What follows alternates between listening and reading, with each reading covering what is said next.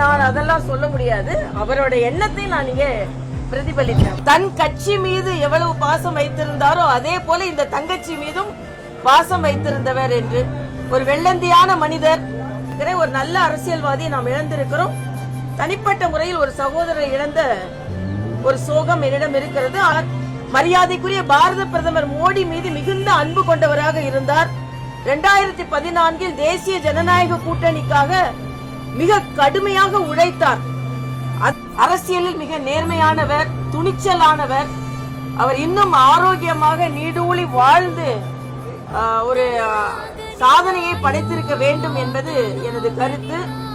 இதே அலுவலகத்திற்கு மாநில தலைவராக அவரோடு கூட்டணி பேசுவதற்கு வந்திருக்கிறேன்.